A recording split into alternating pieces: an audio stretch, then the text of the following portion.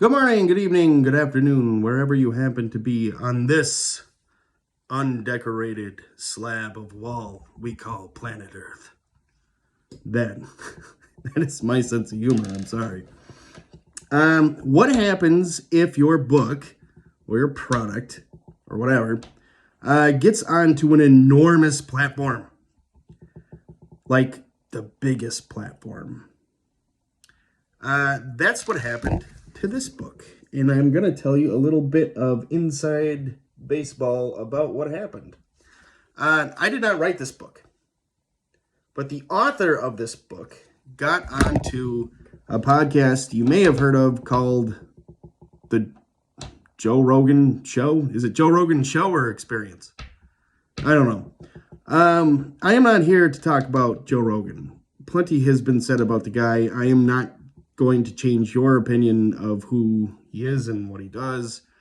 That's really not the point. The point is that the author of this book got onto the biggest podcast in the world. One of them. I don't know how it ranks, but at the time that it happened, he got onto Joe Rogan. The reason why I'm privy to a bit of this is that I did the creative edit on this book. If you're not familiar with what a creative edit is, in publishing, it means that you go through and you adjust the manuscript, the story, so that it reads better or matches a certain tone that the publisher is looking for. And in this case, this is a memoir of a game warden in California who discovered illegal marijuana grows on public land. That's what it's about. And I have some ownership of this book in that sense. I'm not the author, but I certainly was involved with the creative side. This, by the way, I'm also not here to tell you about cannabis policy in the United States. This book doesn't confirm any position that you have. I guarantee it. I don't know what your positions are about legalization of marijuana and cannabis products. I don't really care. I'm not here to convince you of anything one way or the other. But this book, for the record, just doesn't really fit neatly into any of the narratives that are out there, which is why I think it was interesting. So the author goes on to Joe Rogan, and I was working for the publisher of the book, and I'm not going to get into numbers or anything like that, because numbers are, well, number one, it wouldn't be appropriate for me to talk about that. Number two, it's a one-off case, so who knows? I mean, if you could extend that out. But something else interesting happened behind the scenes that I still kind of think about. Going on to Joe Rogan for that author was like the biggest exposure for the best audience that he could have reached. And kudos to the author for setting that up.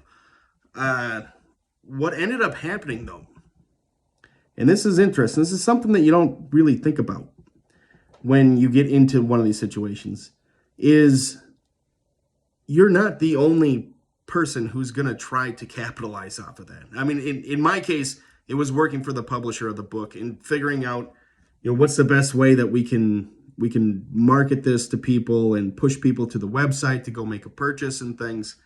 But you're not the only player in that equation.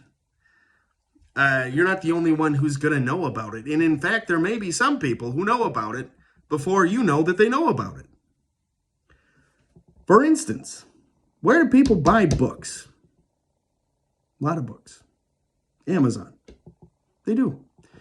Amazon held inventory of this book and timed a deep discount with that podcast.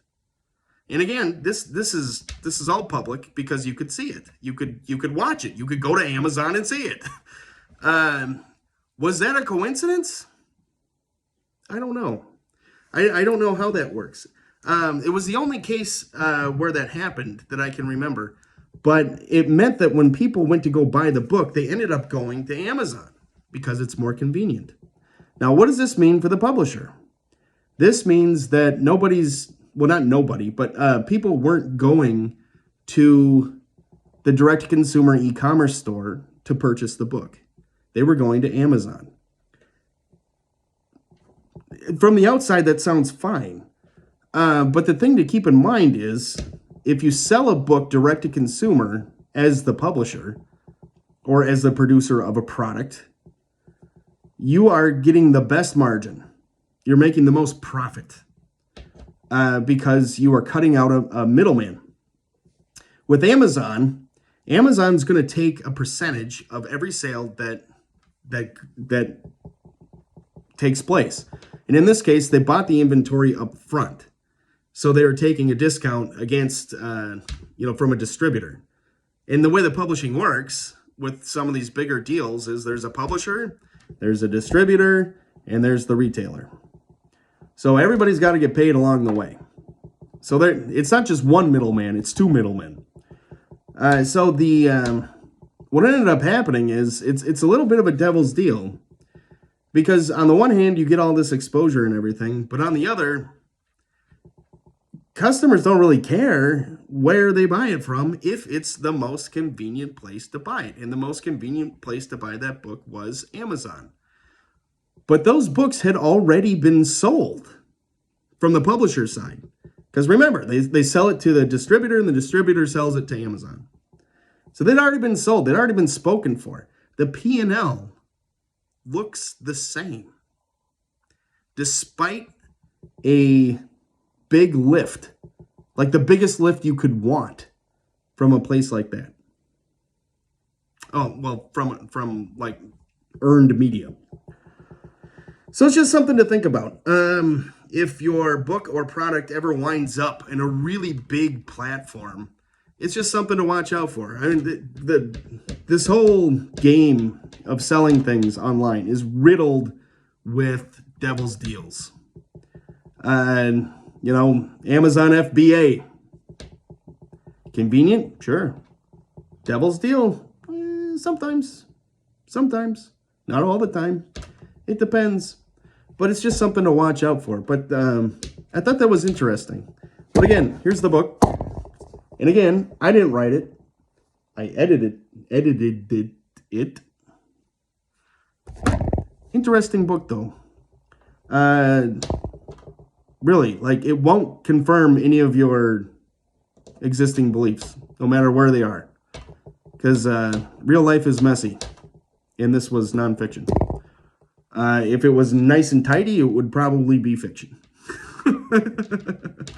So, I don't know. Worth a read if you're into that kind of thing. Again, watch out when you get onto those bigger platforms, bigger exposures. Just make sure you've got all your bases covered. I think that's it. I think that's all I wanted to say about this book. Anyway, have a great rest of your day.